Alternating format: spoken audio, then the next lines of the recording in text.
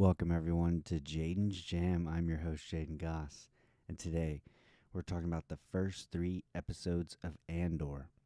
And instead of going through all the stuff that happens in each episode, I'm just going to talk about it as a block. It'll be easier that way. Otherwise, we're going to be here a while. Number 1. God, it's so nice to watch a Star Wars show not filmed on the volume. Like, I get that, it's easier to shoot on a green screen, especially a green screen that's as good as the volume can be if used correctly. But Obi-Wan visually, and even Book of Boba Fett visually, just did not look as good. It's like they've been relying too much on the volume. So it's nice to see actual sets filmed in actual locations and not just everything on a green screen. That's the issue with the prequels, is just the amount of green screen that they used for those movies. And so, just this show looks absolutely gorgeous. It looks cinematic, and it looks just, technically speaking, like whether we go to sound design, we can go to the score, we can go to, the cinematography, all of that. Fantastic. I love the score of this show. It's so beautiful. I like the main title theme is just fantastic. Diego Luna as Cassian Andor is,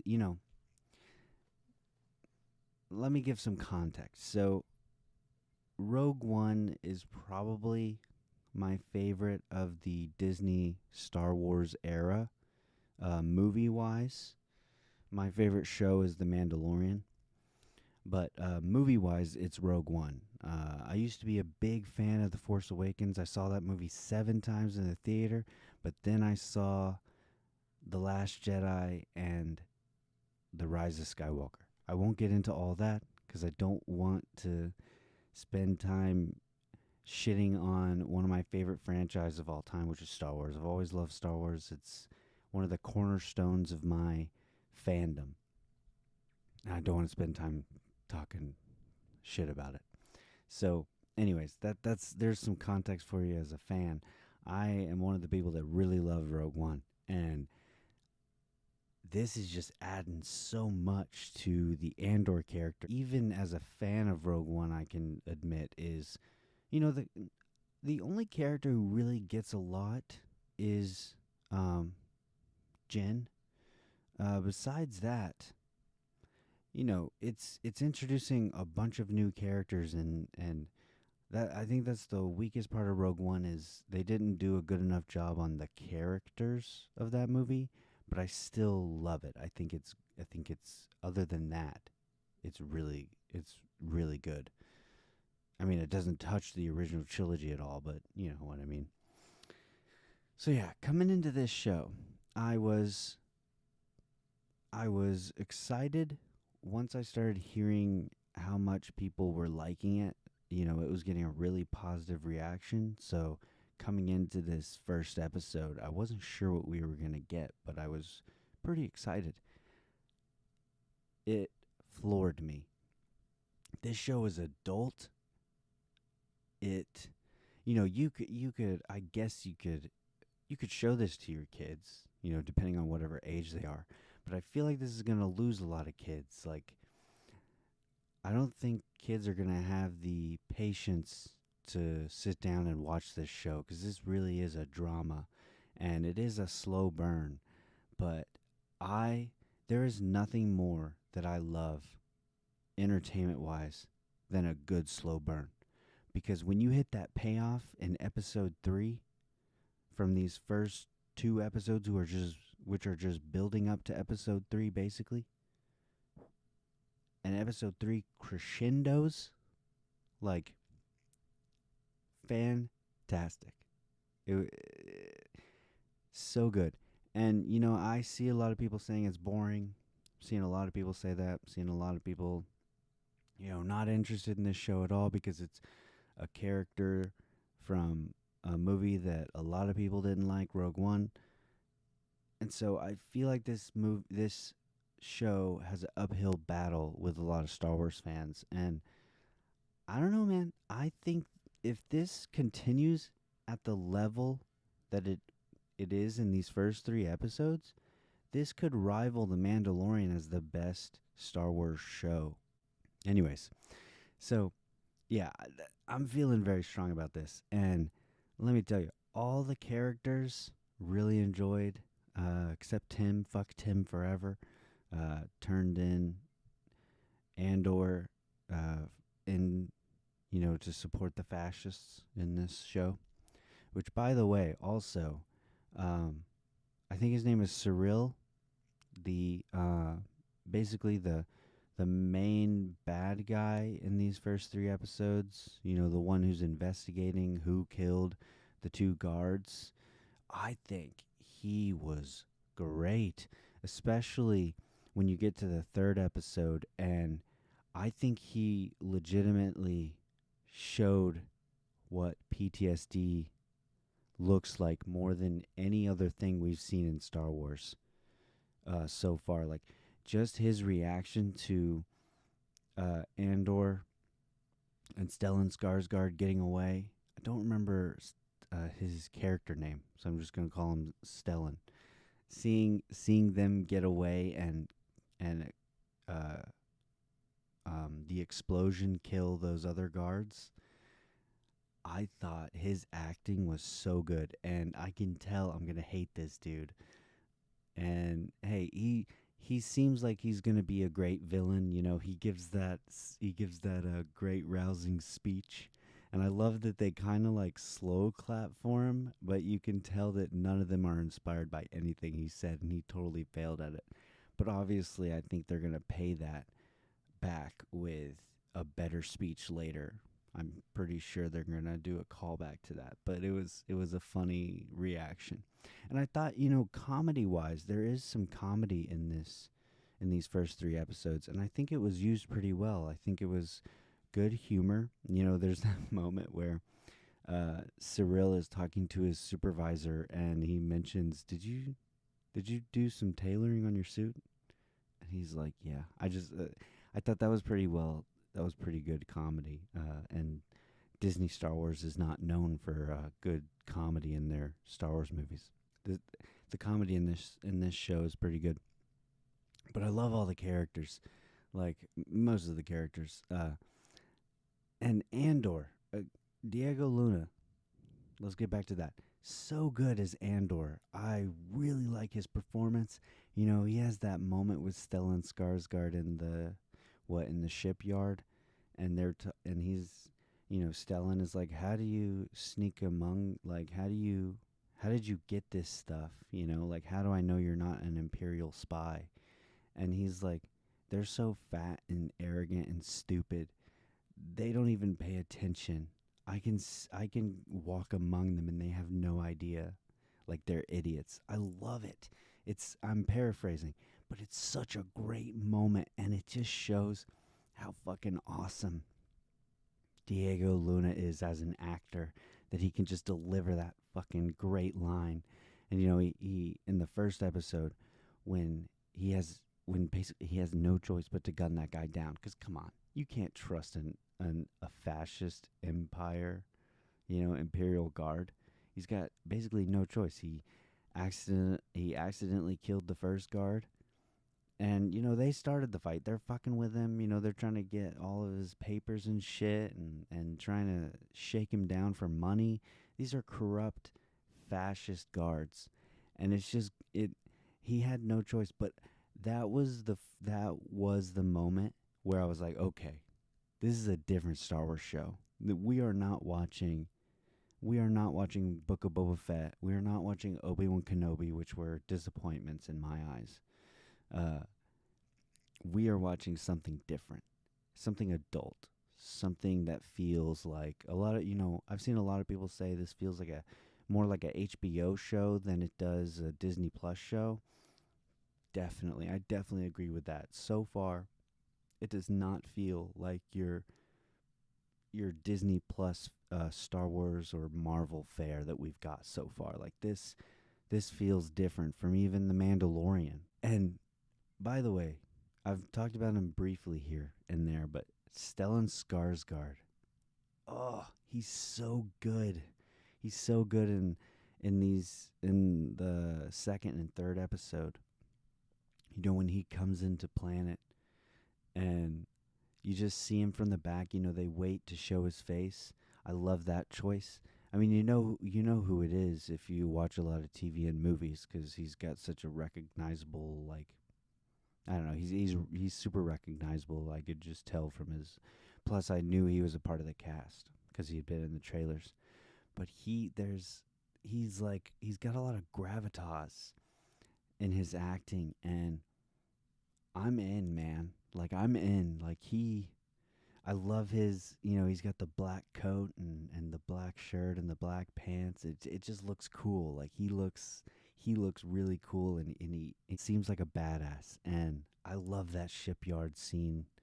Um, I will say the one thing I had was, like, it felt like a video game almost, like like a level in a video game where, you know, you got to shoot down the containers so that they'll fall on the incoming enemies. Felt a little video gamey, but I love that whole meeting scene. And another person who I really loved was Andor's adoptive mom. Dude, when the guards are watching her, and she just has that moment where she's like, when it gets quiet is when you should really worry. Like, you know, she starts out by saying, does it does all the noise bother you? And they're like, you know, one of the guys is like, shut up, stop talking. And she's just like, the way that she's intimidating, and she by not even like, you know, she doesn't have a gun pointed at them, like, she doesn't have, you know, a weapon of any kind. She's an old lady just sitting there, but she was just so intimidating. And speaking of her, I loved the flashbacks. One of my favorite aspects of the flashbacks was, you know, because I got a good TV, but the TV speakers suck, and I don't have nice speakers for audio, so I watch with subtitles. And I love that they did not translate any of the Canary dialogue. You just had to pay attention to uh, physical movements and facial expressions to understand what was happening, because you can't, you know, um, they are not translating any of their communication, and there's no subtitles, so you just have to pay attention. I love that choice. You know, I definitely prefer doesn't when Star Wars doesn't translate alien language. It just makes the aliens speak in their native tongue. You know, when they don't speak common, I don't know what they call it. When they don't speak English, basically.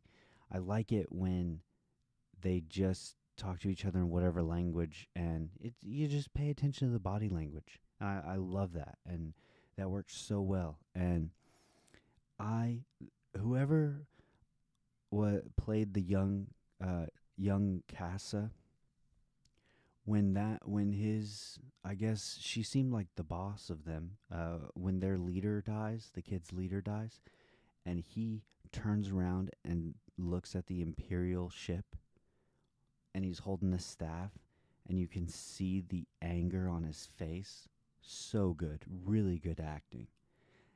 And then, you know, I like the explanation that, you know, his adoptive parents found him there. They took him because uh, all those kids were going to die basically from the Empire.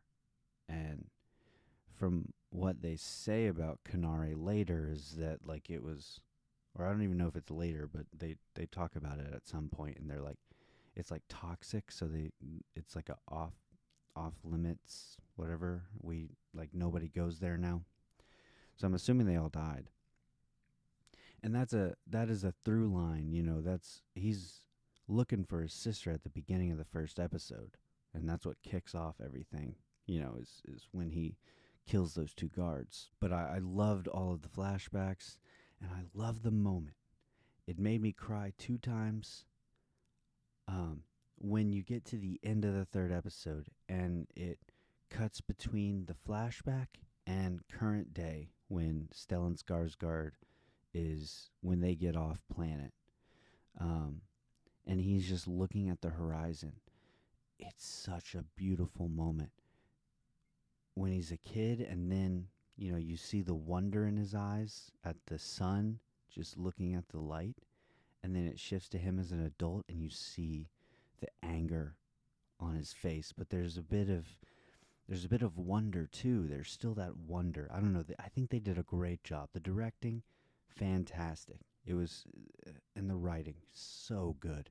I love that there are several scenes of people telling two characters will be talking, and they'll be saying, "This is what happened," and the other person is like just adding to that. Like it happens between Diego Luna and his friend. Oh, I can't remember his name, but his best friend who we meet, which I also really liked. I liked the last time we saw him in the third episode, and he's you can tell that he's resigned, like I don't know. There's a toughness about him that I really like, but you see it with him where Diego is like telling him, "Hey, this is what happened between us last night. Like this is what happened." Because of what of the him killing the two guards, he's telling him, and then you see between the juxtaposition of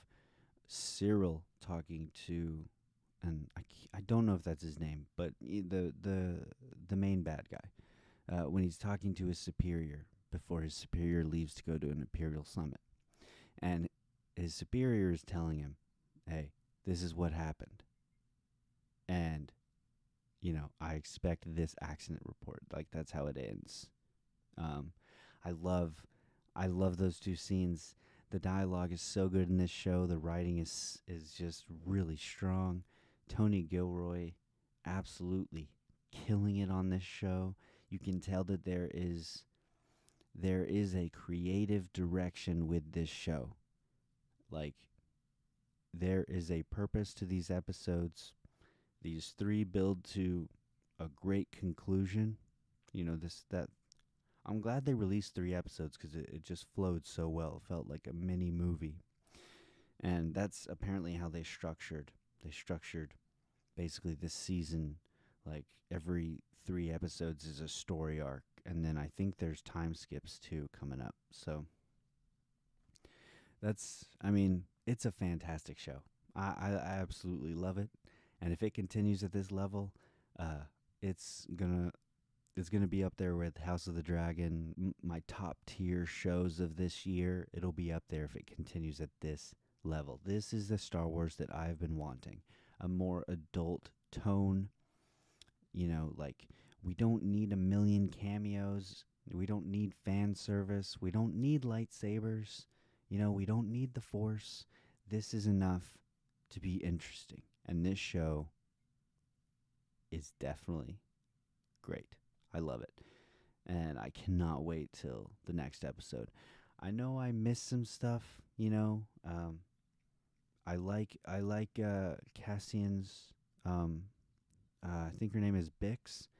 She was great, and I love the moment when Tim dies, and you see the heartbreak on her, and like, there's definitely some really cool stuff with her. I like that she's like a scavenger, whatever. Like, I don't know what they would call them, but like, they're survivors. This story is about surviving in this horrible imperial world. Like, if you're in the grips of the Empire, it really shows you what it's like when you're under the thumb of the Empire as a regular person, basically.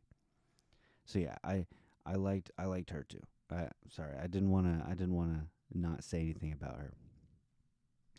I can't wait to see more of her, and I hope we see more of her because Andor's leaving, so I don't know what to expect next episode. So I don't know if Bix is gonna be in it, but I hope she is because I did like her, and I would love to see her become a member of the rebellion because that's what this show's about. It's about the rebellion coming up. So yeah, it's a fantastic show. I really love it, and I cannot wait for the next episode. So yeah, thanks for watching. Please like this video, comment, let me know what you think about this show. I think it's fantastic. Share this video, and please subscribe to my YouTube channel. We're slowly growing, and I would love if you would subscribe because that helps us get bigger. Other than that, let me see. I got Rings of Power coming out. I'll have a review of I think we're on the 5th episode now. So I'll have a review of that coming out next. And then we're back to House of the Dragon. I cannot wait. So yeah, see you next week for another Andor review.